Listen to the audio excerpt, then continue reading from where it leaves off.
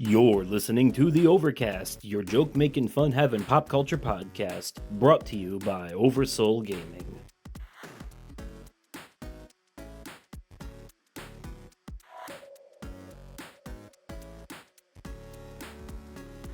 Hello there, everyone, and welcome to the Overcast. I'm Justin. I'm Nick. And together, we're bringing you sunshine on a cloudy day. And, as seems to be tradition lately with episodes with guests, we are sans Brooksy again this time, but we do have a guest, and that guest is Nick's friend. Well, actually, Nick, it's your friend. Would you like to introduce him? Yes.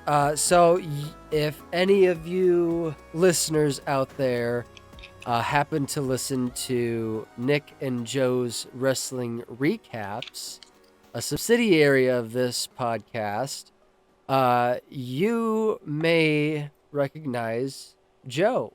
Welcome, Joe. Howdy, folks. Thanks for having me. Glad to have you. Real quick, just a little bit of housekeeping. Brooksy is not here because originally this episode wasn't even going to happen today because my job screwed up and scheduled me for Saturday night originally, which they're not supposed to because that's when we do this. And I had 2 days off in a row, so I didn't have a chance to fix it. So I messaged them and I was like, hey, we might just have to do that bonus episode this week. And Brooksy understood what I was saying. Nick did not. And we had a bit of a miscommunication there, but Brooksy ended up scheduling some roommate interviews for today because he thought we wouldn't be doing this today originally, and that's why he's not here, because he couldn't unschedule them in time. He tried to, but it was a no-go. There was one, he was able to move one around, but not the other, so that is why he couldn't make this. It is, if anybody's fault, it is my job's for messing up the schedule in the first place. Had that never happened, there would have never been any changes made. So because then they changed it back later, and then I messaged them. I'm like, so they fixed my schedule. You guys still want to do Saturday? And good for Nick. Too little, too late for Brooksy. So whoopsie doodle. It is their fault. It is my job's fault, and no one else's. We are gonna continue to blame them.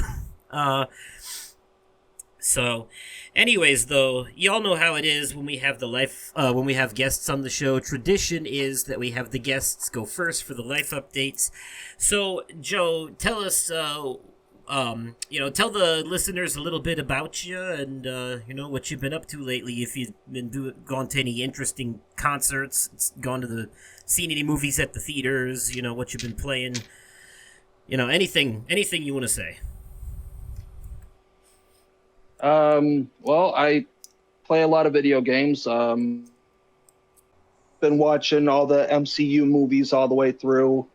I play a lot of video games, sports related, Mafia, just a bunch of stuff, Call of Duty.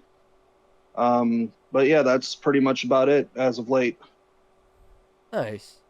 And, I mean, if it isn't evident by the fact that he's on the wrestling podcast with Nick, obviously big wrestling fan. Yes, I will be going to the September 5th SmackDown edition in Chicago. Nice. So I can't wait for that. That's going to be a lot of fun. Oh, awesome. Hell yeah. You'll have to let me know if Jelly Roll's there. If he makes an appearance. Don't hold your breath. We know how big of a Jelly Roll fan you are, but we won't go there. Yeah, I quite enjoyed listening to you guys argue about him during my editing session while I was playing Death Stranding 2. That memory will live forever. Also, you mentioned the Mafia game, so are you playing the new one, the Old Country? It is on the to buy list. I have not been able to get it yet, but that is on that's on the list. Okay. Yeah, Brooksy has been playing that, and he told us about it. He's been really enjoying it, so I've heard good things. Well, I've heard mixed things, but mostly good for the people whose opinions I care about.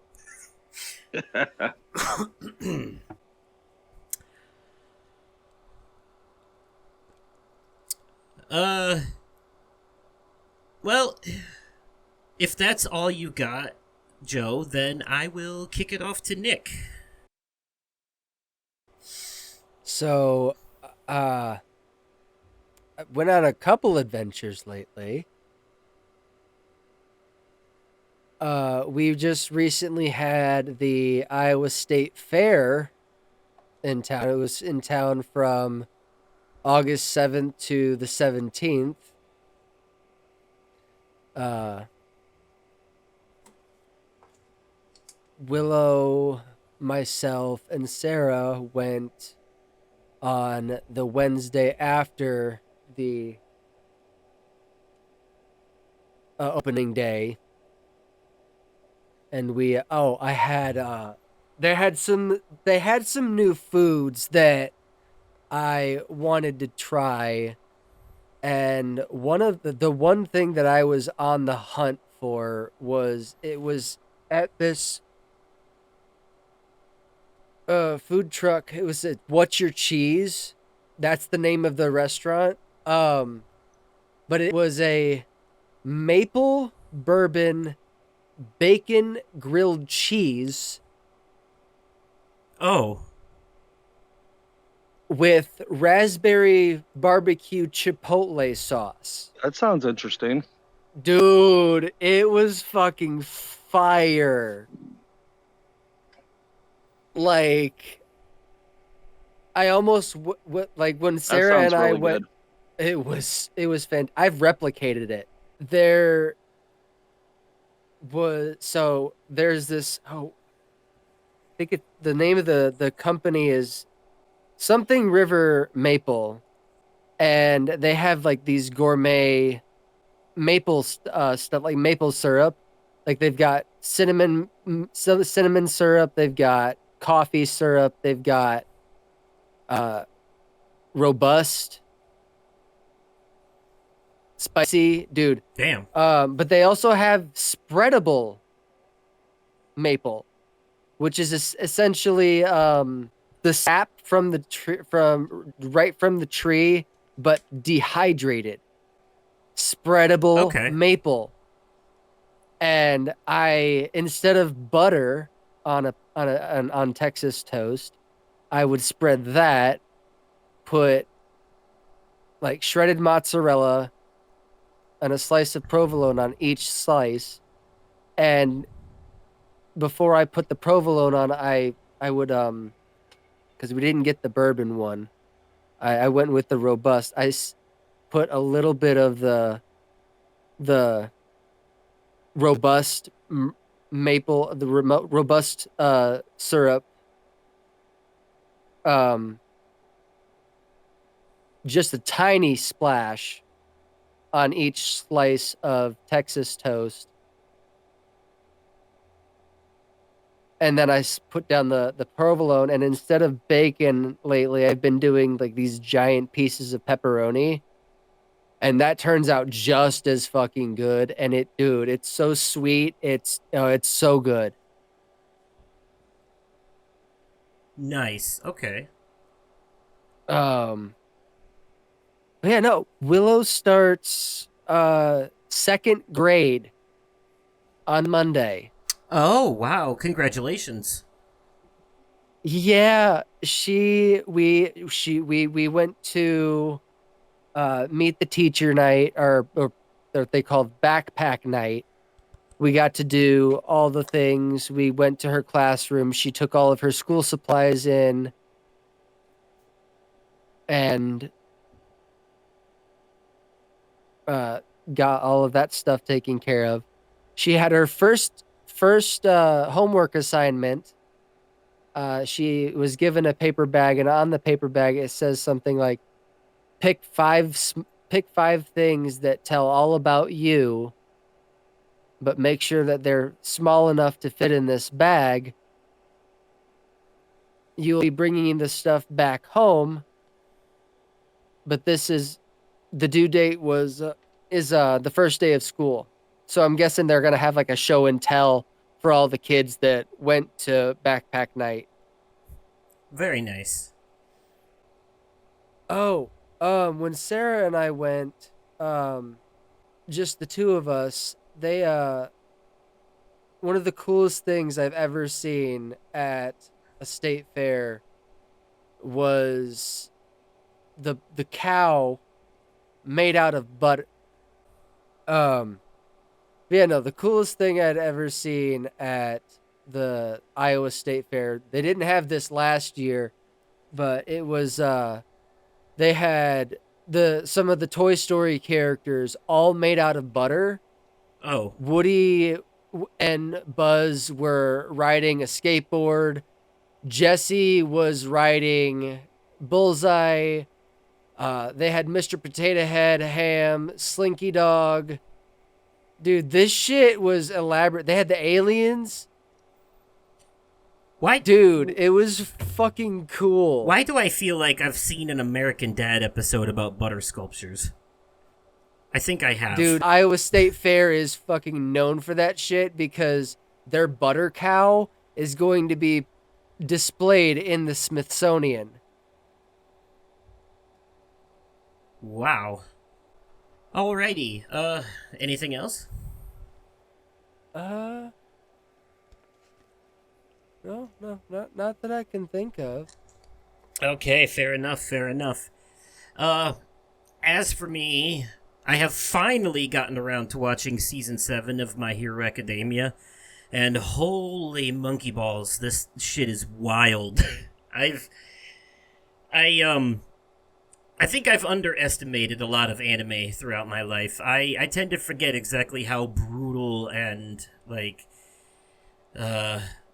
relentless this shit can be sometimes. It's like Game of Thrones Walking Dead level in the amount of killing and violence. You know? Jesus Christ. Yeah.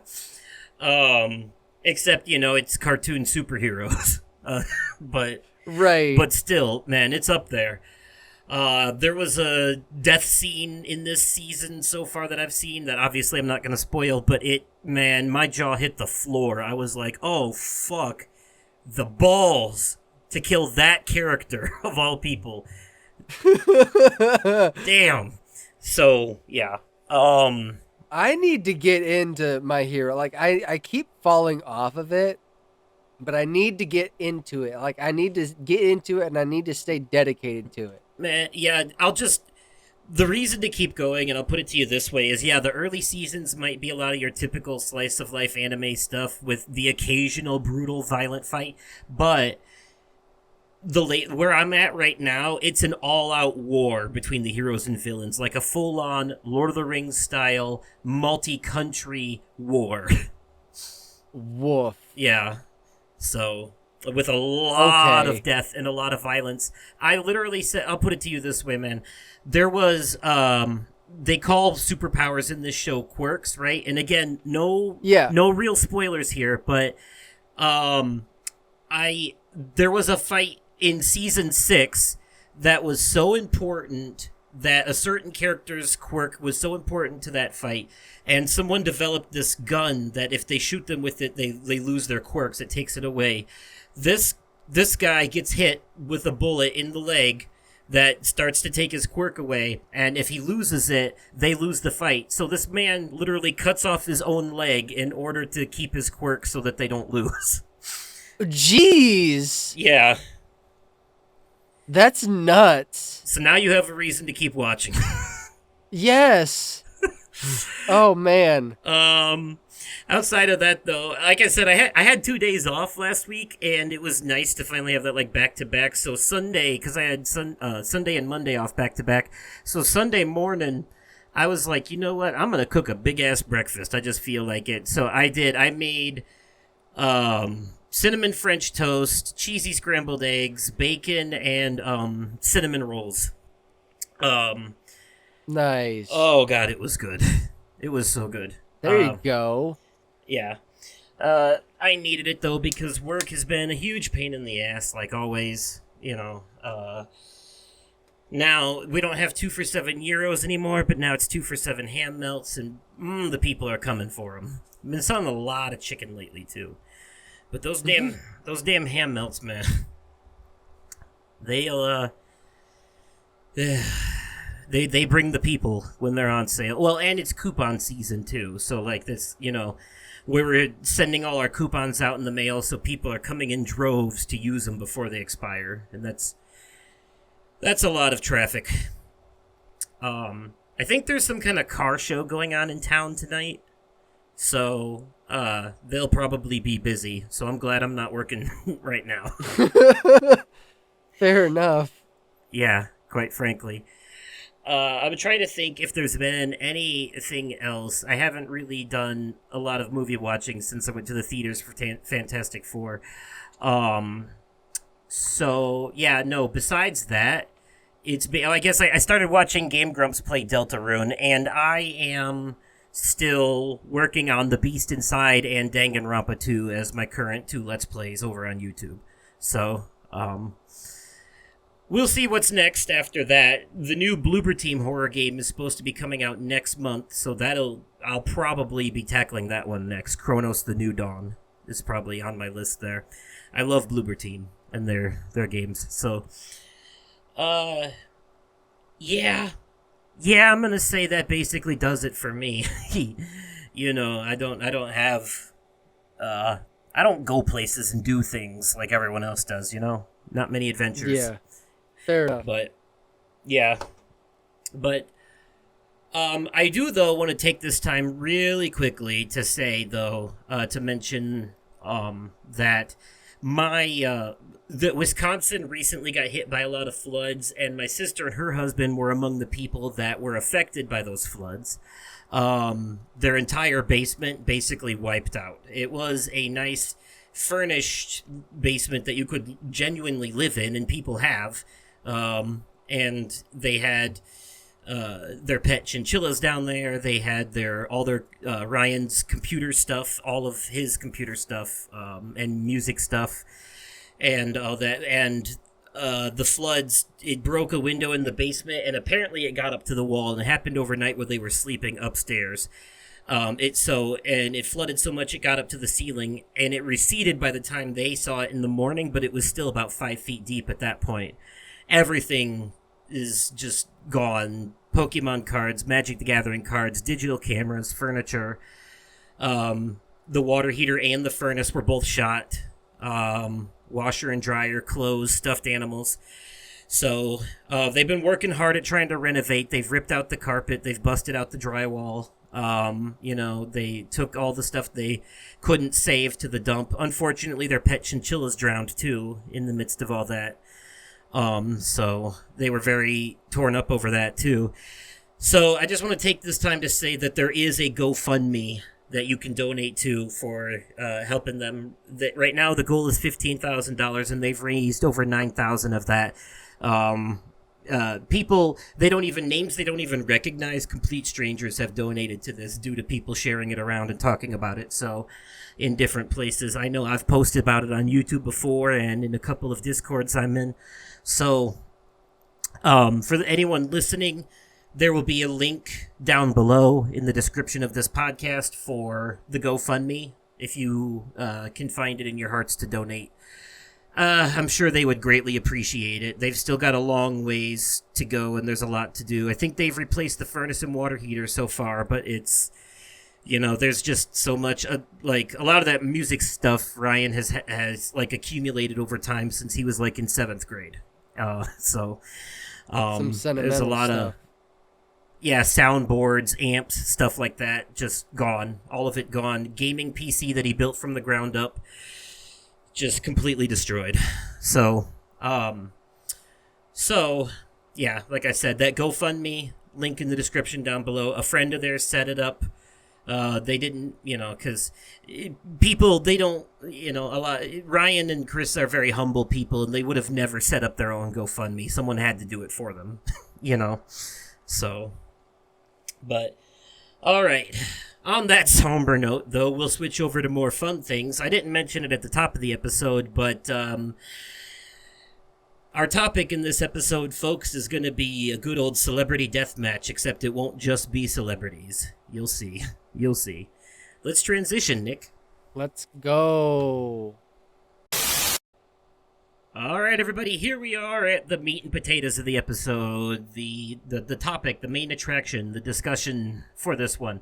And this one, we're doing something a little fun. We're basically taking the idea of celebrity deathmatch and epic rap battles of history and mashing them together into some kind of weird death battle mashup thing, where it's a battle to the death between all kinds of other things. And this has been done on YouTube too. There's a whole YouTube channel dedicated to death matches between different fictional characters, but they use science and fancy measuring tools to figure it out. We're just going off the cuff here.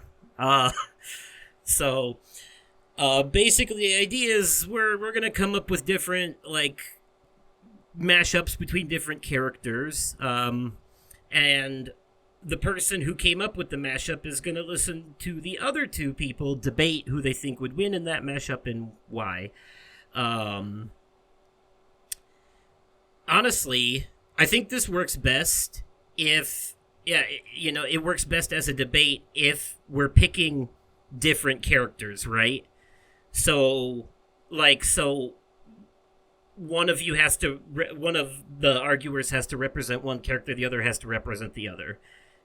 So the idea here is to kind of argue in favor of that character. You may not even actually believe that character would win, but if you're going to take that character, then you have to argue in their favor as hard as possible, like a lawyer. like a lawyer like a lawyer trying to get a very obviously guilty person off easy. That's what makes it fun. That's what makes it fun, because the moderator for each debate is going to decide whose argument they like more. So, all right.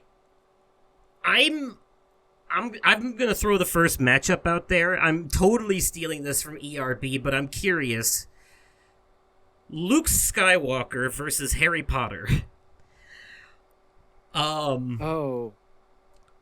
Nick, would you like to argue in favor of Harry and Joe in favor of Luke, or the other way around? Joe, which do you know more about? I mean, I'm a Potterhead and a Star Wars fan, so I'll take Harry Potter. Okay. Nick, are you okay with arguing in favor of Luke winning this fight? Depending on which is it young Luke? Star Wars 4 Luke. A New Hope Luke. Well, no, let's say Empire Luke. Empire Luke? Okay. Let's say Empire Strikes Back Luke versus Goblet of Fire Harry Potter. Okay. Joe, I'll let you go first. Why would Harry win? Well, obviously, he's the child who lived. He's the only person to survive the Avada Kedavra curse. He's the savior of the future in the wizarding community. And he wins the Triwizard Tournament. He fights Voldemort. He is the top dog in the universe. I mean, he's Harry Potter. Okay. The boy who lived. Nick, that sounds like it's your turn. Why does Luke beat Harry in a fight to the death? Lightsaber! Come on! That's the obvious answer! Harry's done for.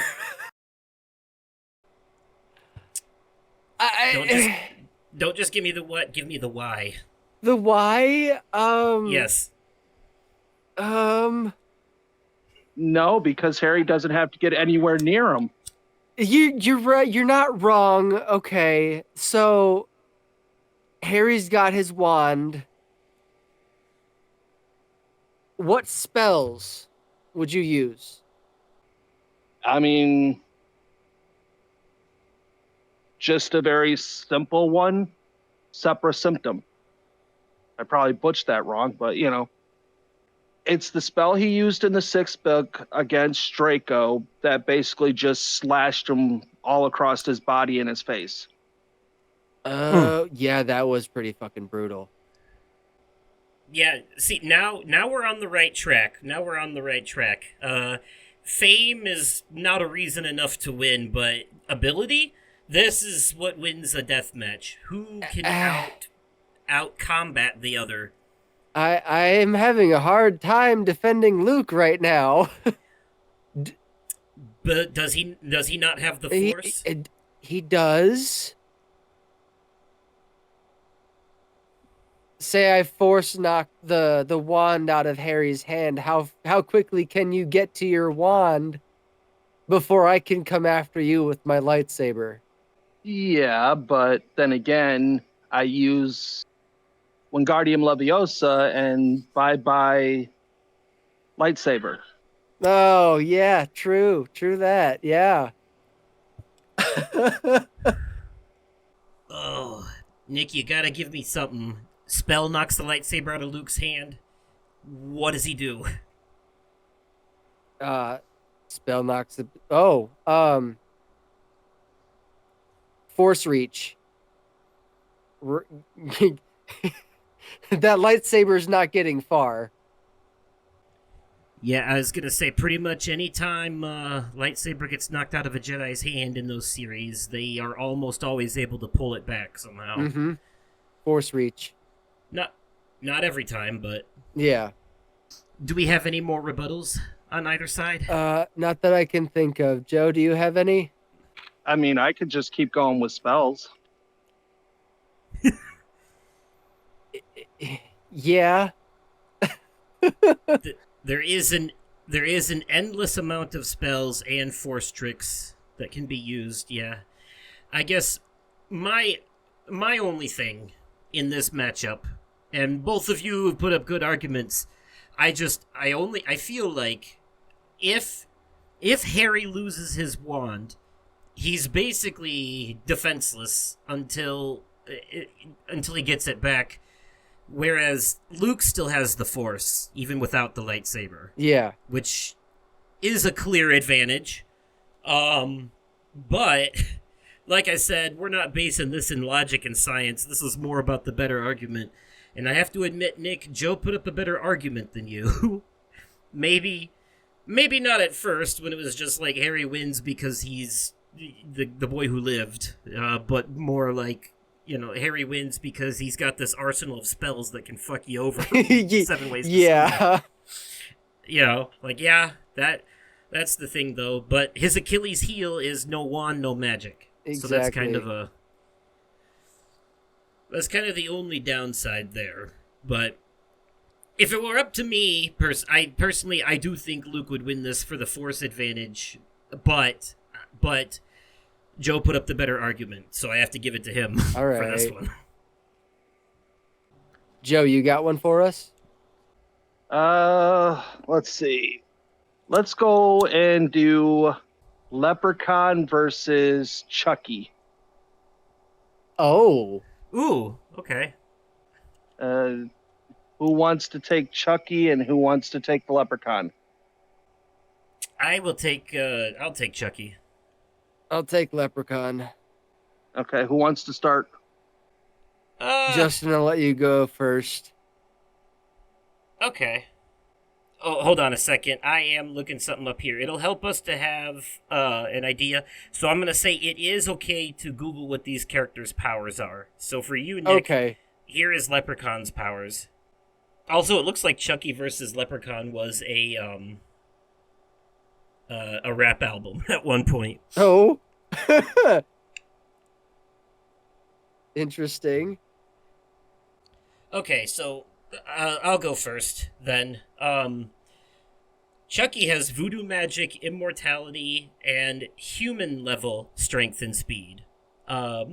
So I would say that he has the advantage of being short. Like, if he was up against a bigger guy like Jason, he could run circles around him, but these are the evenly matched people. I think I took the more difficult one here, honestly. But It's the voodoo magic that's really gonna do it, though. See, because all Chucky has to do is make a voodoo doll of Leprechaun, and it's basically an automatic win, right? He's just got to stab him in the right place with a little pin, and just fuck his whole day up, basically. Fair. He only has human level strength and speed, which is a lot for a doll, but that's not gonna get him. Also, Chucky is immortal, so like he just wins by default on the fact that he can't die, because that's what immortal means. Right. That's fair. Yeah. Beat that one. Let's see. Let's start. Like here's his list. Leprechaun's list of powers: superhuman strength, teleportation, invisibility, magic, regeneration, telekinesis, and hyperspeed.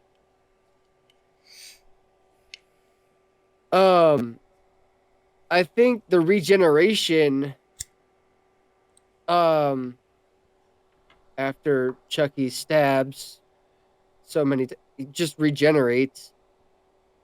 Invisibility, like, could just turn invisible and Chucky would just lose his ever-loving mind. Teleport around him, like in I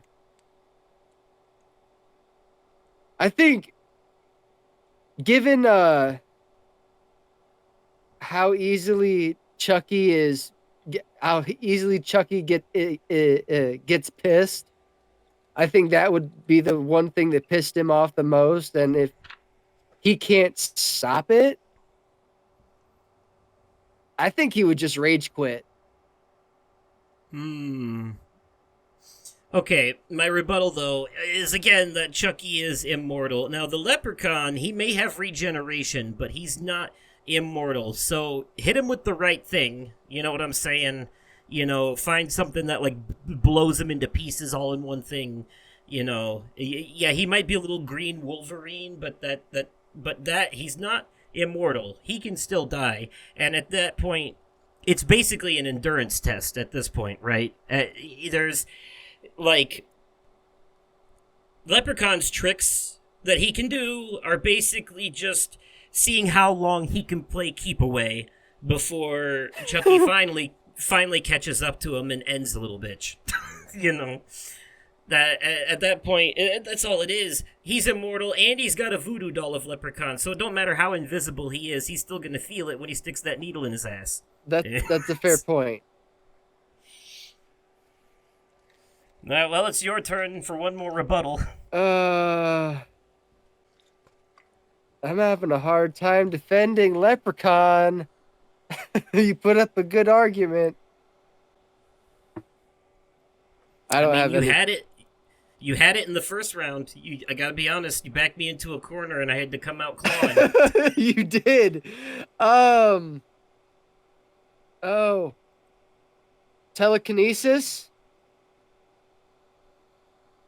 Yeah, that could be the ace in the hole, couldn't it? Telekinesis. No, telekinesis just means moving shit with your mind. Moving. Picking up Chucky out of thin air and just yeeting him out of the building. Yeah, that's not gonna kill him, though. And nothing's gonna kill him. The only way Leprechaun beats Chucky is if he can find a way to permanently bind him or destroy the material so badly that it can't be repaired. I would take the telekinesis and I'd get some rope, a chair, and use some of my magic to put a spell on on the rope, forbidding the basically putting a hold on that rope to permanently bind Chucky. Okay. Well, that was your rebuttal. Look at you doing improv. All right, well, that's both arguments, Joe. What do you think? Well, as strong as they both were, unfortunately, Nick just didn't cut it.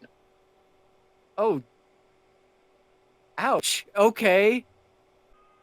I mean, to be fair, you did put up a pretty strong argument, though. Stronger than your Luke one by a large margin. Yeah.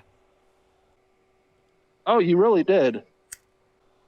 I have to ask, was it the immortality argument that did it? Well, I mean, realistically, no matter how you look at it, Chucky is just all around the stronger opponent out of the two. Here you got a short, skinny dude who just runs like hell, and then here you got a... Okay, Nick, your matchup. And then after this, we'll each do one more, and then we'll call that. Stitch versus Toothless. Stitch from Lilo and Stitch versus Toothless the Dragon from How to Train Your Dragon. Yes. I lose via disqualification. I don't know nothing about How to Train Your Dragon, and I haven't seen Snitch in a while. Dwayne The Rock Johnson versus Vin Diesel.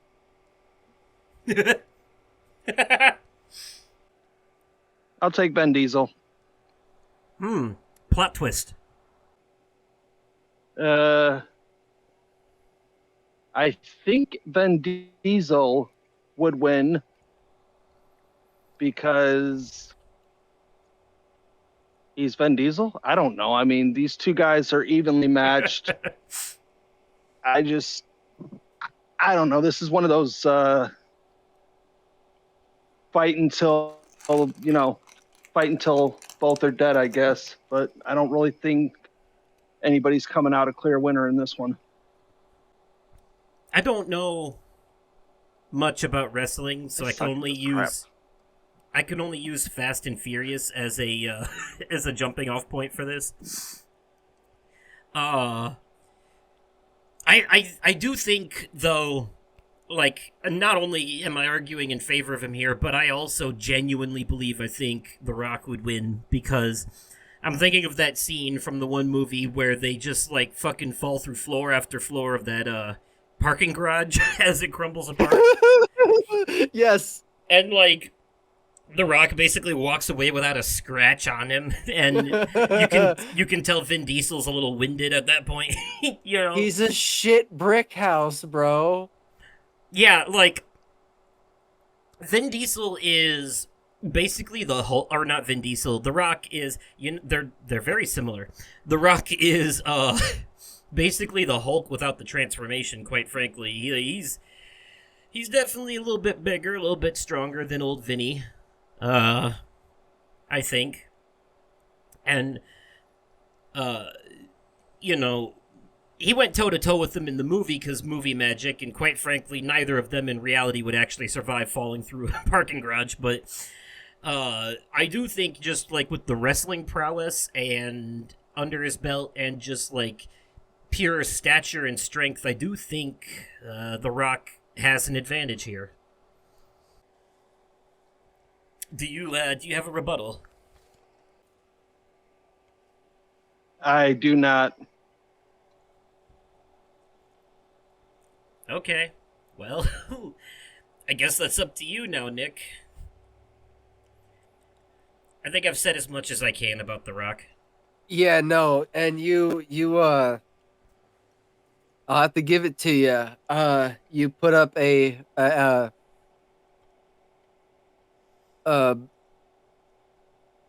better argument, not knowing much about his background and only pulling from the Fast and Furious movies. I have to give it to you. Justin wins this one. I also just figured knowing a few wrestling moves probably comes in handy. Like, they're both pretty built, but As far as I'm Yeah. aware, Vin Diesel does not have a wrestling career under his belt. So, No, but there's been rumor and speculation that I don't know. It's a match I think I would like to see at like maybe a SummerSlam or a uh WrestleMania. Vin Diesel versus The Rock in a WWE ring. Yes, please. fair enough, fair enough. Um, Also, I guess for the whole Stitch and Toothless thing, by the way, um, because I didn't know fuck all about Leprechaun's powers, so I had to Google them, and and I had to do the same for Chucky. So that is something that we can do, but just for reference, Stitch would have won that hands down because he's basically got all the powers of Superman, without the flight. That would Yeah. never happen. The the only advantage that that Toothless would have had in that is the ability to fly. Honestly, out of harm's way, it would be more of a running away situation than it would be a fighting back one. I think Yeah. because Stitch is a fucking OP powerhouse. Yeah. He's got super strength and he's fireproof, so that kind of screws Toothless on the fire breathing aspect. True. Plus, he's got the laser gun, so even if he does fly away, if he can The shoot plasma him, gun. if he can shoot him in the wings and shred his wings up, then no more flying. Then Yeah. he just walks up, grabs him by the tail, swings him around in a circle, and then fucking smashes him into something till he's dead. It's like Stitch wins that hands down. Yeah. I'm sorry. I didn't want to put that image of Stitch killing Toothless in your head, but you're the one who brought up the match. I did tell you this was a fight to the death. Yes, So you brought that on yourself. I sure did. Okay, but that makes it my turn. So here's so this should be an interesting one. Okay.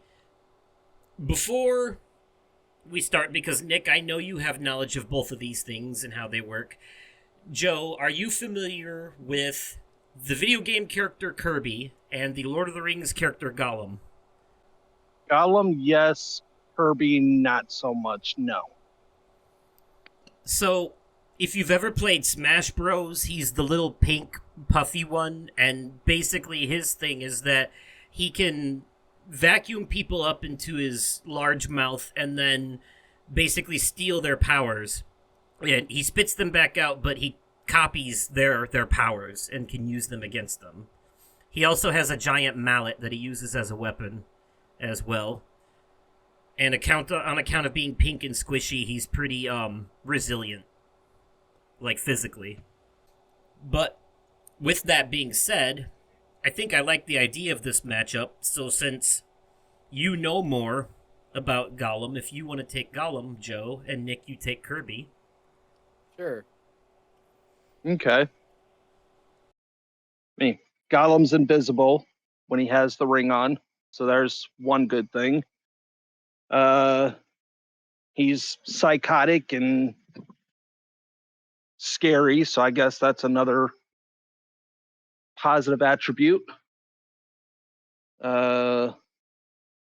He can adapt to, dark spaces. He's good at hunting, so find a quiet little place to hide and hunt the little pink dude. Okay. Nick, why does Kirby win? So Kirby, with his primary power being the ability to inhale his enemies and objects, getting their abilities in the process known as the copy ability, I could inhale Gollum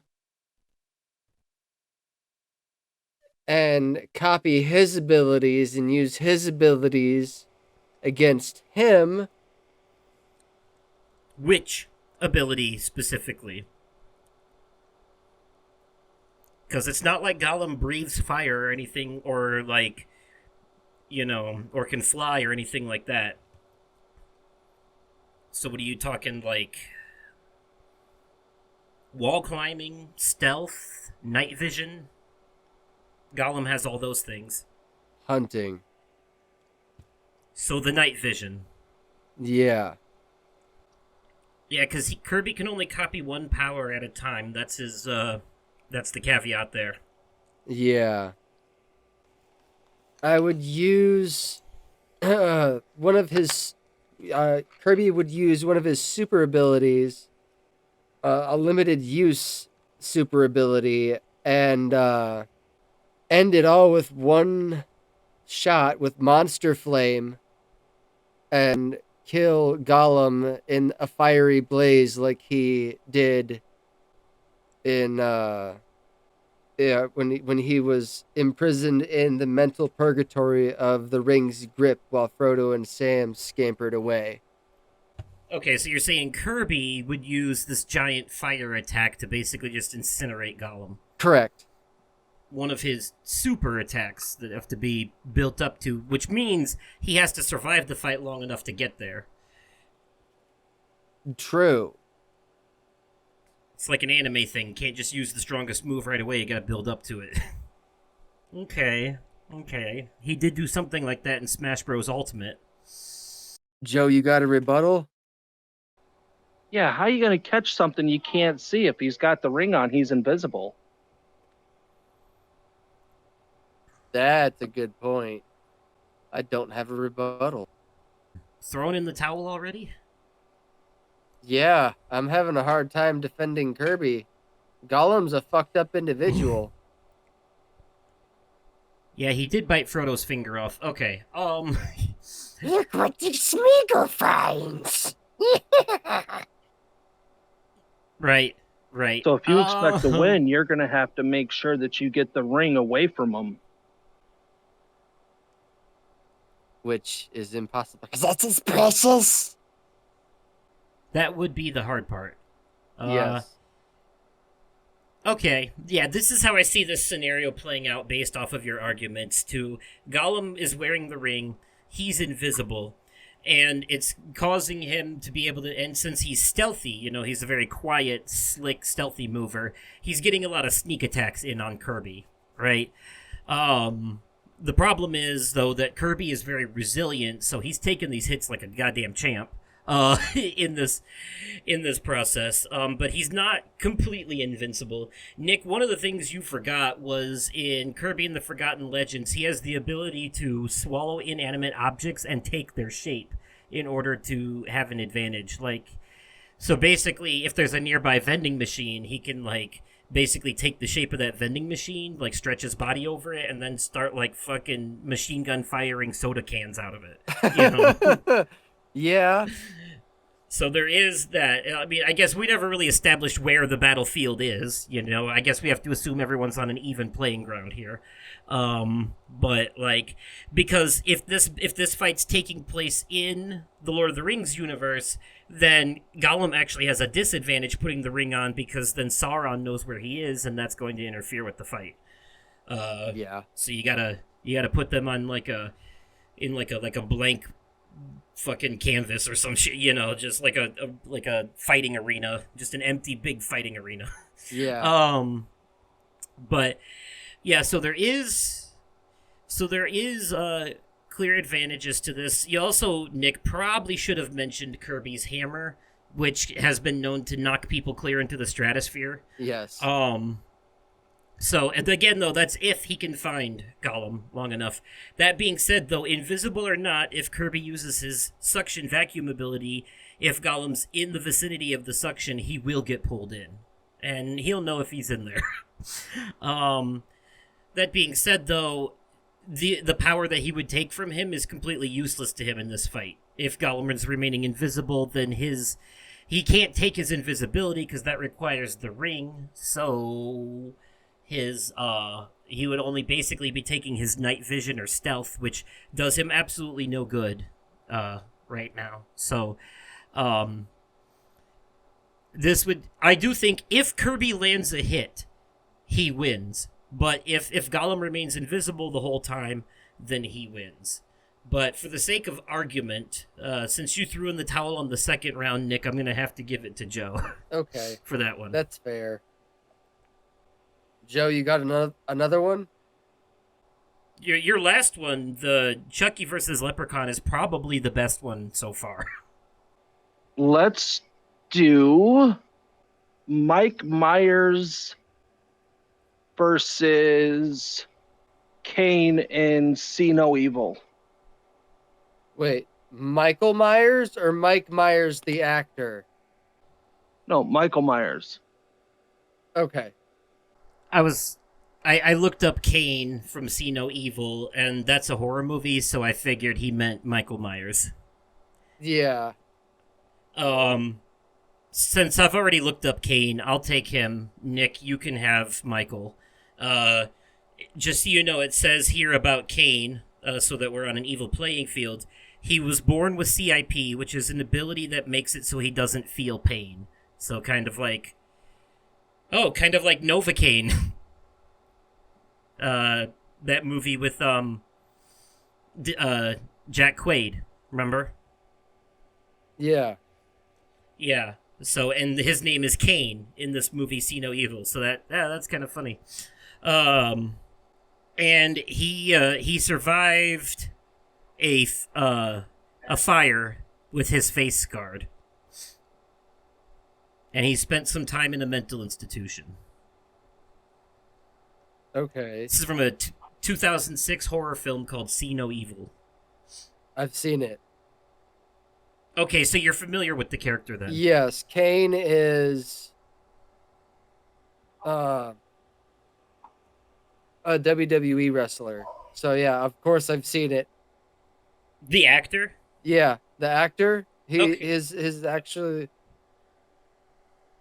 His Oh, portrayed by a WWE superstar of the same name. Okay, I see. Yep. Okay. So do you want to take him then, or Michael Myers? I'll take Michael Myers. I think I feel pretty Ah. safe with Michael Myers. Fucking took the easy one. Really? You're not going to take the wrestler from the movie you've actually seen that I haven't? You're going to give me that disadvantage? Oh, you play dirty, Nicholas. All right, fine. You go first then. I haven't seen it I haven't seen that particular movie in a while. I don't think I've seen it ever. So there you go. I'm going off Google. All right. Okay. I have He Feels No Pain to go off of. So you're going first. Feels no pain. Okay. And survived a fire. So let's go. Let's go off of. I'm gonna list off all of his powers and skills. First, he's high intelligence, tactical analysis, intimidation. He's a murder methodology,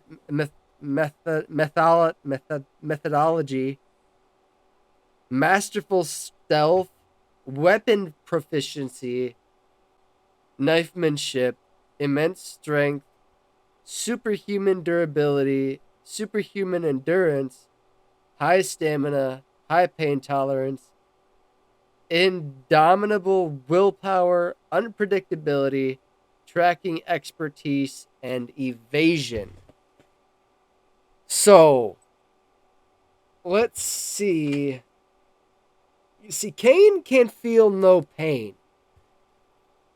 But that doesn't mean he can't die. Hold on a second. I'm based off what I'm reading on this villains wiki. Kane in the movie is based off of the wrestler's villain character. So, and has this basically the same abilities because it's got the whole ability that makes him not feel pain thing here. Gotcha. For his wrestler profile too. Okay. Okay. Keep going. So yeah, no, it says he can't feel pain, but that doesn't mean he can't die. And let's see. If we're setting it doesn't matter the setting with Michael Myers, whether it's the setting for the movie of Kane, you've got Michael Myers has his tracking expertise. He's extremely unpredictable, so you never know when he's going to pop up. And his favorite tool is a knife. All it would take is Kane standing in an open doorway and Michael popping up behind and taking that knife and stabbing it directly in the back of his head. Done. Okay. Well, from what I'm reading here from the wrestler profile of Kane, a lot of the backstory of the character of the same name in the movie is based directly off the persona that this wrestler has created for themselves, including the being burned alive thing by his brother, nonetheless. The Undertaker. Now, if I'm to believe what this is saying, I don't know. I have to ask if this is just part of the wrestler profile or if he did this in the movie. But it says pyrotechnics, teleportation, telekinesis, and a healing factor. That's just in the movie. Well, this is under the wrestler profile. That's what I'm asking if it's in the movie itself. Yes, that's in the movie itself. So he can shoot fireballs out of his hands? Yes. All right, then. That is... So... You know, Michael Myers is just basically a lumbering serial killer. Yeah, he might be immortal. Yeah, he might, basically be pretty hard to take down. Although, I give you this, right? Michael Myers was eventually taken down for a while by a human woman with fire. And Kane here has the ability to shoot fire from his goddamn hands. That's a pretty strong advantage. Not only that, but he can teleport. So Michael just kind of like up to him, and then he raises the knife slowly like what he does in the movies. And oh, sorry, nobody there to stab anymore. He's teleported behind you, and suddenly, bam, fireball right in the back of your head. You know, it could be. That's not even to mention the telekinesis and the healing factor, but it's the pain tolerance and superior survivability what really does it. This man has survived being burned alive, not once, not twice, but thrice. And he can endure injuries that would normally be fatal to anyone else. Meaning that Mike Myers could stab him straight in the stomach and he would just laugh it off like, tee-hee, that tickles. My turn. So that's what I'm going to say. This is another endurance match, and this is clearly Kane has the advantage in the endurance department, as well as way more tricks up his sleeve. I'm glad you mentioned endurance, because here's my rebuttal. Michael Myers has superhuman endurance, and okay, could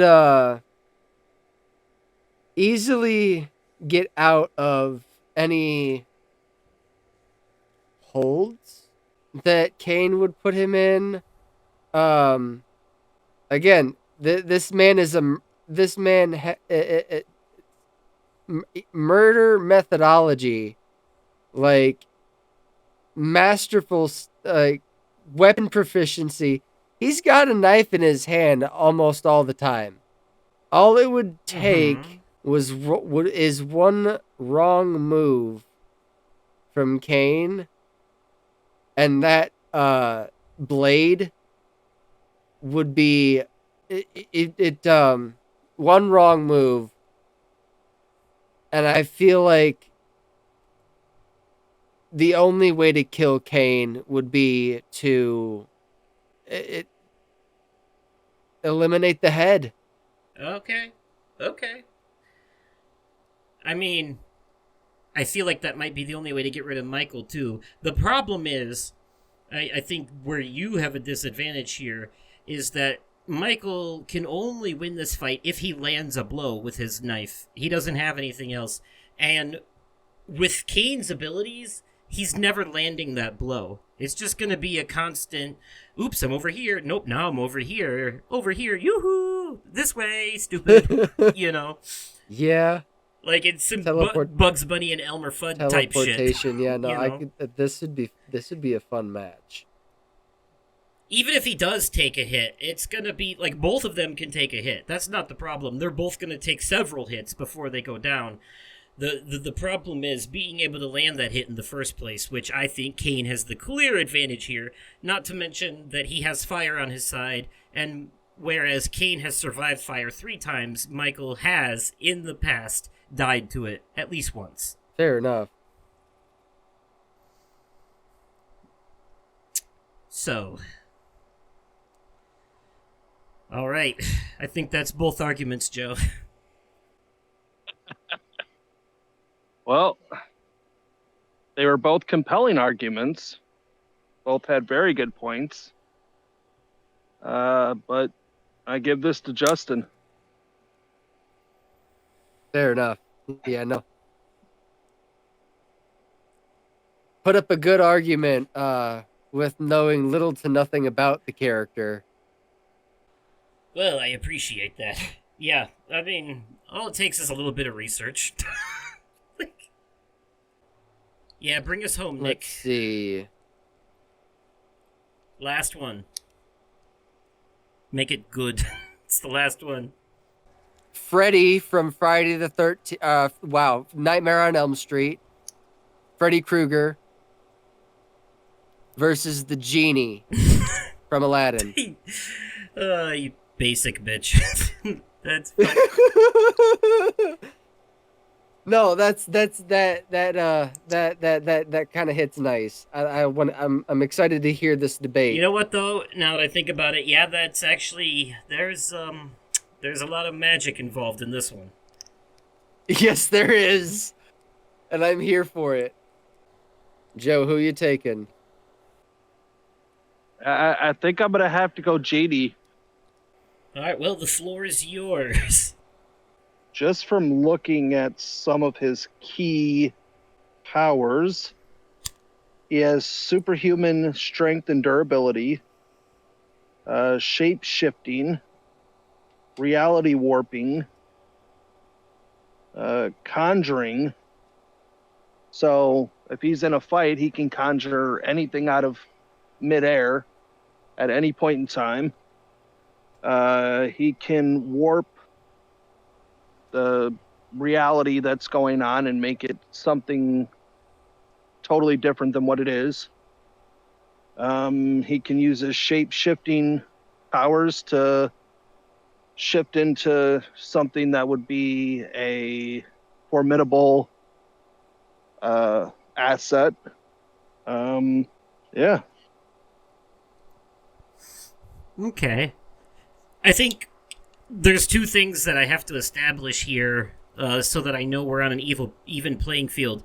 The first one is that obviously this fight is taking place in a dreamscape, otherwise Freddy has no powers.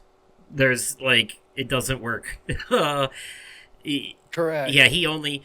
and the genie does sleep. We've seen it in the cartoons. So this is taking place in the genie's dreams. That being said, the genie maintains all of his natural powers in the dream world as well. So they're fighting in the dream world so that they're on an even playing field. That being said, the genie lives by 3 rules. One of them is it can't make people fall in love. I can't bring anyone back from the dead. And the third one is I can't kill anybody. So since this is a fight to the death, the genie does have a disadvantage by being unable to actually kill Freddy. Now, maybe there's a loophole in the sense that you could argue Freddy is technically already dead, blah, blah, blah. But I think for argument's sake, I have to say he's going to be finding a way to permanently bind him or something, just to do away with him. Maybe pull a Jafar and put him in a lamp, But Freddy has basically all the same powers the genie does, as long as he's in the dream world. He has the ability to warp reality, to conjure things to his will, all that stuff. And the advantage that he has here is that whatever damage he's doing to you in the dream world is also going to affect you in the real world as well. So that being said, I'm trying to figure out here, honestly, how Freddy can do any actual physical damage to a cosmic entity. There is... My best argument is actually the genie's disadvantages more than it is Freddy's advantages. Because Freddy can kill someone, but can a genie die?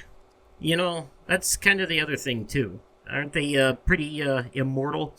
So, this is another case of immortals trying to fight to the death, and therefore it's another case of, like, who's going to throw in the towel first and why. And... ooh, they're both pretty goddamn resilient. But this is Freddy's playground, so I'm going to say that he matches the genie toe for toe in pretty much anything that he can conjure up.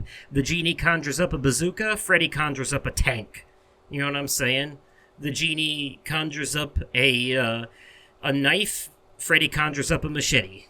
He's always going to one-up him on the conjuring, and that's going to be a part of what really decides this game of nightmare rock paper scissors in the end.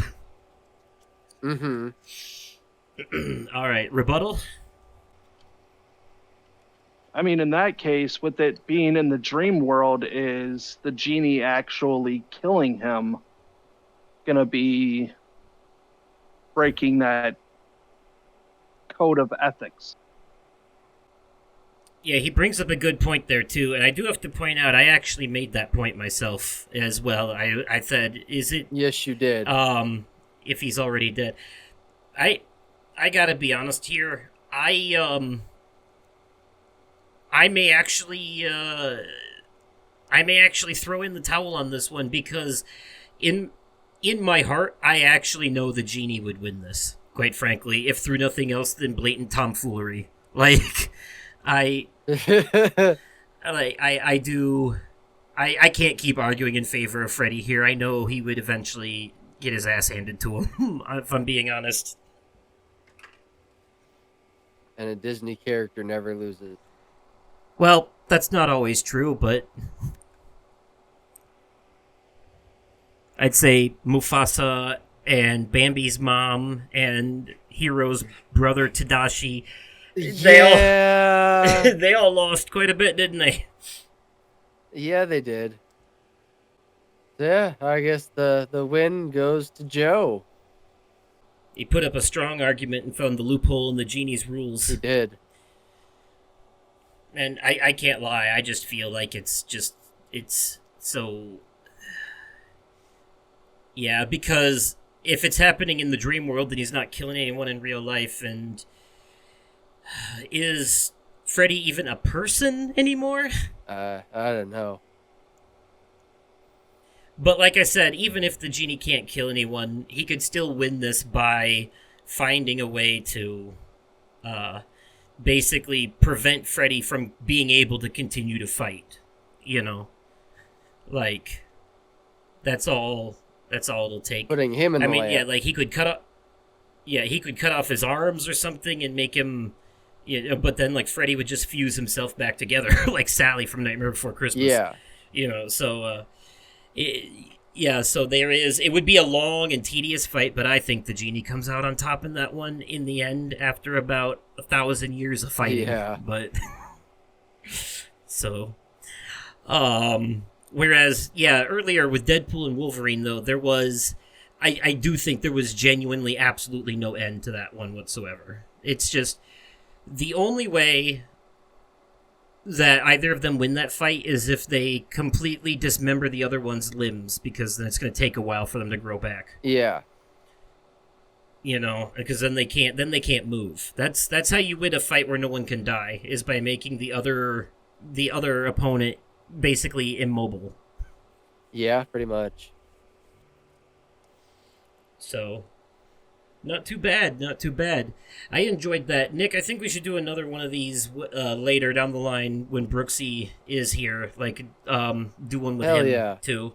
Because I'd love to hear his arguments for some of these. Hell yeah.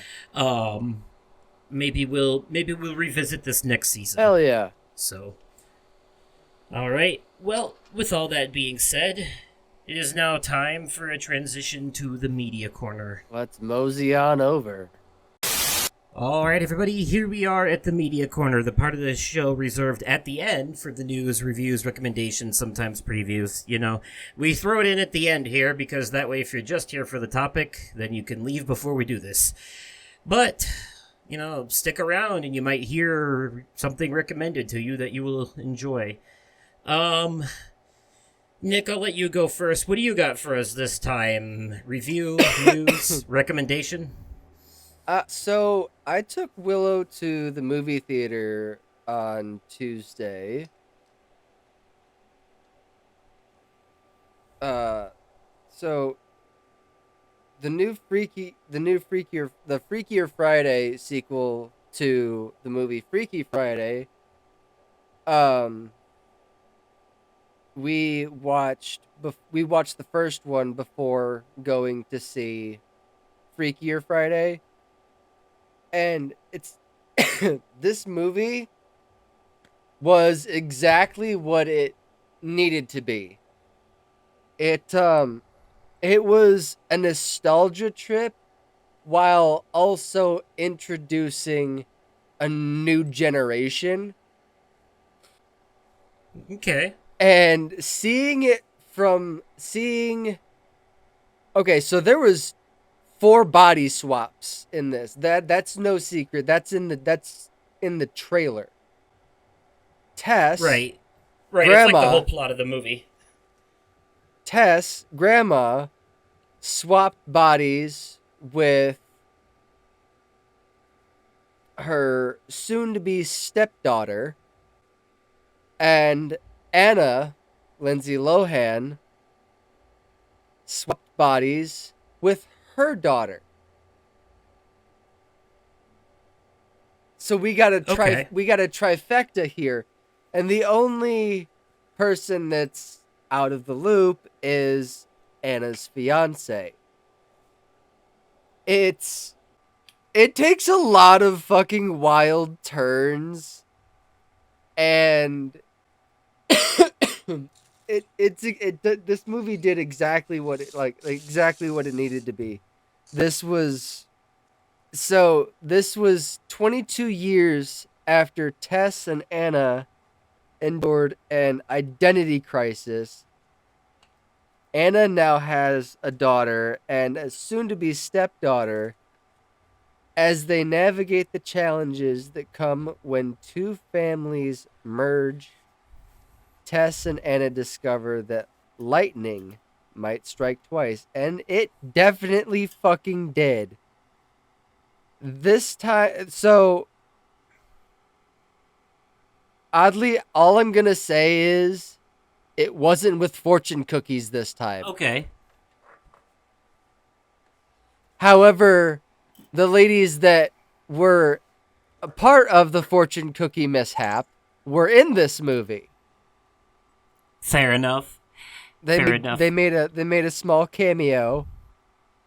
So this is a real-time Legacy sequel because I'm pretty sure it's been 22 years in real life. Yes, it absolutely has, because Freaky Friday came out in 2003. Yep, that's exactly 22 years.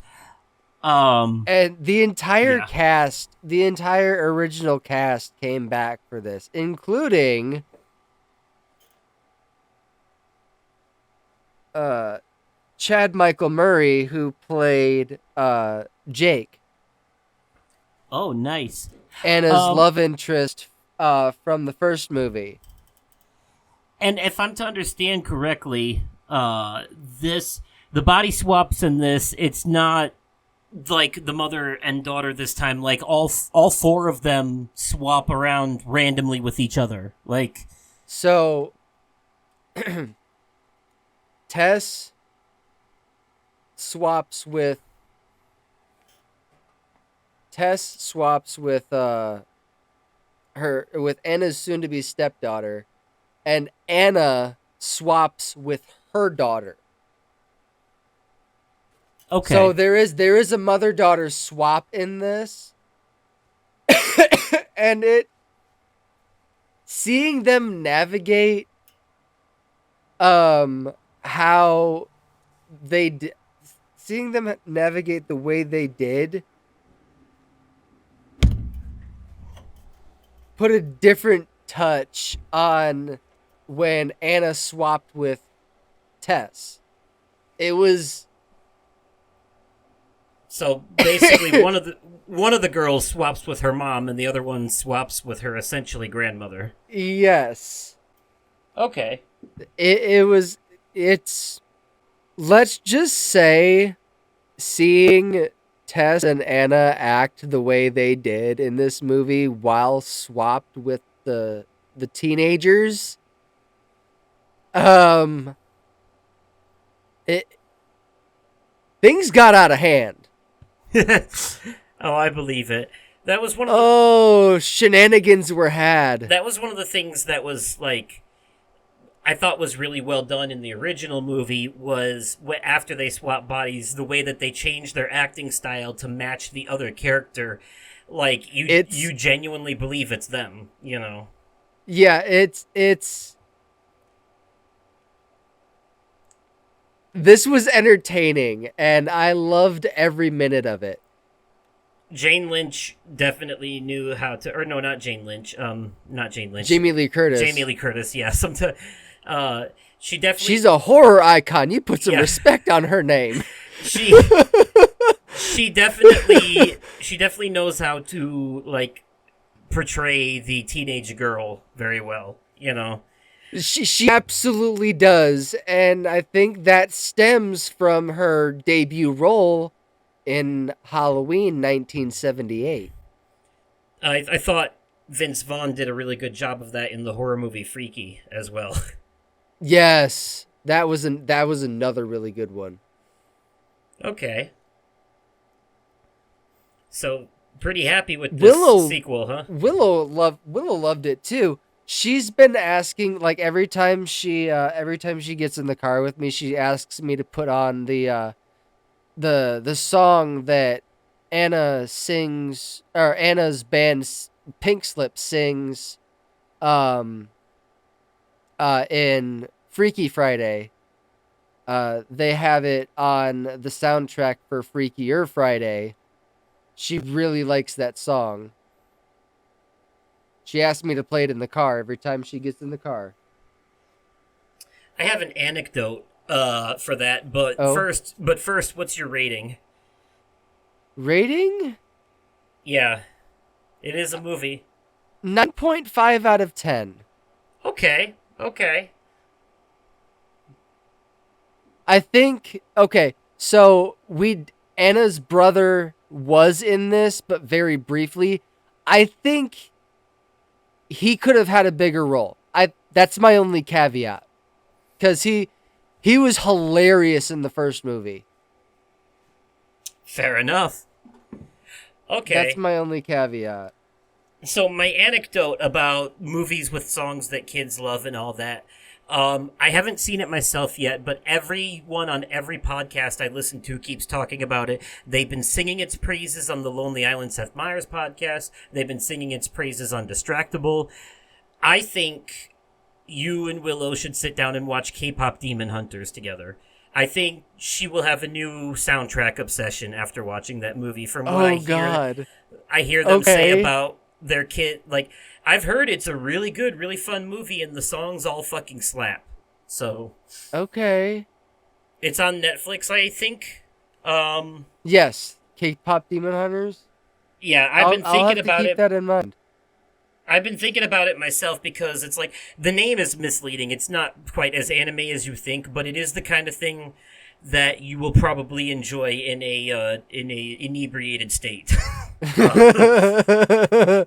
Fair enough. From some of the animations I've seen, so I I haven't checked it out myself, but there's a good chance that by the next episode we record, the next numbered episode, it might be a Media Corner entry for one of us. Yeah, I'm going to keep that in mind. I'm at least going to make an effort to see it myself. I probably should have mentioned at the top of this, and I forgot that Joe had to bounce, so he's not here for the Media Corner. It's just Nick and I wrapping this up. But he did, thank us for having him, and said he had fun, had a good time on the show. So, plus he didn't really have an entry for this section either. So, I said fair enough. Okay, so I'm doing. It's not really a retro reviews because, well, not like super retro, but this is for a game that came out in 2022, so not too far back, about 3 years. And this game is called Alfred Hitchcock's Vertigo. Now, based off that name, you're probably thinking, oh, is this a horror game? No, not quite. This is more akin to what I would call a Telltale or Quantic Dream style game. Maybe a Telltale style game with more freedom, but this is definitely one of those, I won't say your choices change the story overall, but they do have an effect on the paths that lead to the destination, character relationships, and certain outcomes and stuff like that. But this is a really good story that is loosely based off the Alfred Hitchcock story of the same name, Vertigo. But basically, the story begins with a man about to jump off a bridge and him being saved by someone. Mm-hmm. And then this guy, he's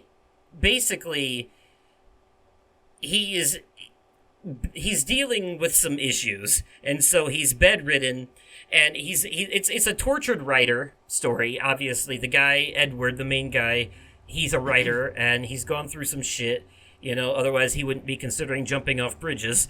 And this therapist shows up to basically use hypnosis therapy to get him to give her the full story. So every time this happens, he ends up telling her the story of this woman named Faye who came to visit him, and how things started getting weird after that. But the weirdest part of it all is that Faye doesn't seem to exist. He distinctly remembers being this woman coming to his home, them sleeping together, all kinds of stuff, and other things they've done to hang out, and time they've spent together, but no one can find any record of her existence anywhere. So that's one mystery that they're trying to figure out. The other mystery is that the local sheriff finds a body in the basement of a house of a farm where the uncle of the deputy lives, and it's his body he finds down there. So the other thing that's going on here is that they're trying to figure out who killed this guy, and Edward, the guy going through the hypnotherapy, is on the list of suspects because the guy who died is someone that he grew up playing chess with basically every day, and they're essentially neighbors. He's like, they live in a rural area, but he's just like a short walk across a bridge. He's like right down the road from him. So since he's the only one who knew him and he's in vicinity, that puts him high on the list of suspects. So there's two things going on. They're trying to figure out who killed this guy, and they're trying to find this mystery Faye woman, because apparently she has a baby that might be Edward's, and they're trying to find that. So there's a lot of mysteries going on here, a lot of plot threads, and all of it ties together very, very nicely in the end. There are some insane plot twists in this story having to do with what's going on with some of these things, and it is absolutely mind-blowing. And I will tell you this much. I can't tell you who the villain is, And I can't tell you what happens because this, I think Nick, this is a game you can't lose. I think you would genuinely enjoy it. It's one of those story-focused games where you're going through, you have to do a couple things like maybe like find a hook and put it on a thing to lift a thing. And, it's just simple shit like that. It's not, you've played all these Dark Pictures games, you've played all the Quantic Dream games, so you could play this. It's very, very similar, if not more simplified than those. Hell yeah. So I think you would like it.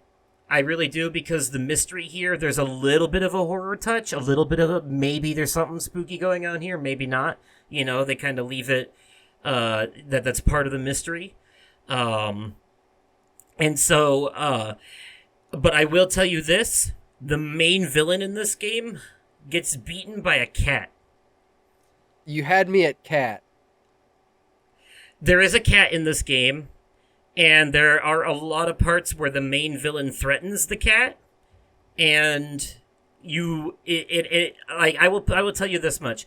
I went through a lot of this game being very worried that something bad was going to happen to this cat, because the unhinged psychopath that is the main villain of this game is the kind of person that would do that and continuously threatens the poor thing throughout the game, because the cat doesn't trust this person for obvious reasons. I was worried something bad would happen to the cat in this game. I'm pleased to say that nothing bad happens to the cat, and if anything, at the end of the day, the cat is the one who basically saves the day. You had me at hero cat. Yeah. Also, to make the mystery even deeper, there is a point where they find another body that may or may not be this mystery Fae woman that Ed remembers, but no one else remembers. Sequel? So, no, it's not a cliffhanger. It's a part of the story. Trust me, this story wraps up. There are no cliffhangers here. This story wraps up nicely. Oh, okay. It has a definitive ending, and I think you'll like it, Hell honestly. yeah. But it's, there's a lot of mystery here, a lot of dead bodies, a mystery woman that may or may not be real, a man with psychosis whose memories are questionable at best, because that's the thing. When you do this dive into the therapy stuff, you'll relive two different versions of Ed's memories. First, you'll relive his version of those memories, the way that he saw things. Then, once the therapist hypnotizes him and goes deeper into his mind, you'll see what actually happened. And it gets very interesting because Ed grew up with a very, abusive alcoholic father, and so his account of those memories is his dad was really cool and they played pirates together and all that, but then when you see the hypnotized Ed version of the memories, it shows the real version where his father's a jackass, and his mom hid the booze from him in the garage, and he sends his son on a mission to go retrieve it for him, and he almost hurts himself climbing up the lattice to get it's actually, the more I think about it, the more, it's actually really good the way that they dive into that kind of stuff. So, yeah, actually highly recommended for you, Nick. This definitely feels like your kind of game, honestly. What's the name of this game again? Vertigo. Alfred Hitchcock Vertigo. And it's got a red icon with the two main characters, Ed and Faye. I ended up doing a whole Let's Play of this on my YouTube channel, too, by the way. I did it just my voice, though, no face cam. I'll send you a picture. Is it on Game Pass? I don't know. I don't know if it is, but I do know that it is. I played it on the PlayStation because my mom bought it and I downloaded it from her account. Okay. And played it on mine.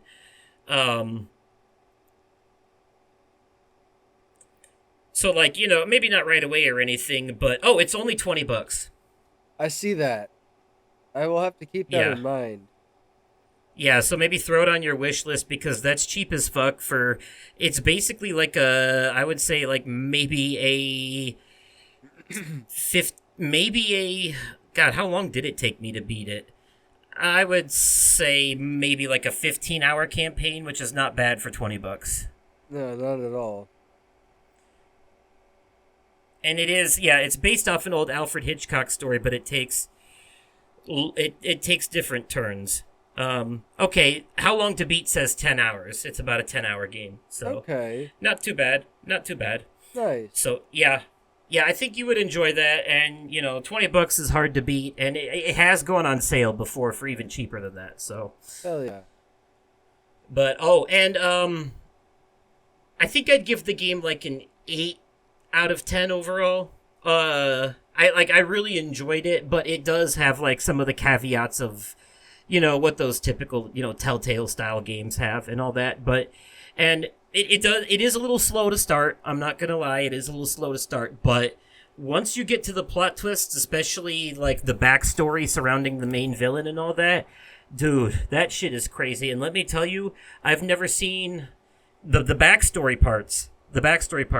This particular villain was even evil as a child. They didn't like they didn't they didn't become this way as an adult. They were always a fucking piece of work from the beginning. Also, this is the kind of story everyone is connected in some kind of way. They're either related to somebody, or they've had an interaction with them in the past, or everybody's paths cross in one way or another in this story. Mm-hmm. So that's another thing I really like about it. It's all meaningful connections. So Hell yeah. yeah. So yeah, Alfred Hitchcock's Vertigo from 2022, the narrative adventure game with dialogue options and light puzzles.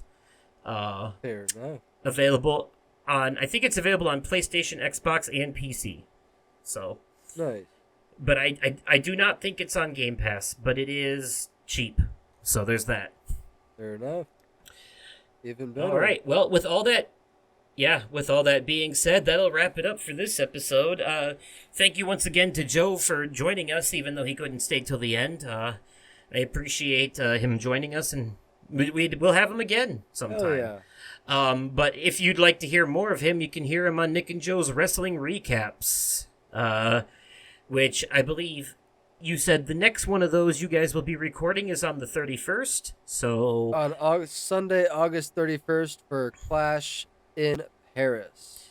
So the next episode will be sometime in the first week of September. So, all right. Well, if you let me know your thoughts in the comments down below. If you enjoyed the video or the whatever, remember to smash that like button if you're on YouTube, leave a rating or review, wherever you are on the different platforms. You can also email me at podcastoversoul@gmail.com. You can find Nick on all the platforms at TheGamingFiend1. Nick, does Joe ever have any socials he throws out on the... No, he doesn't do the whole social media thing. Okay, fair enough. All right, so nothing for him. And that'll be it for this one. Thank you all so much for listening and or watching and or whatever. And as always, we'll catch you in the next one. Good night, everybody. Bye.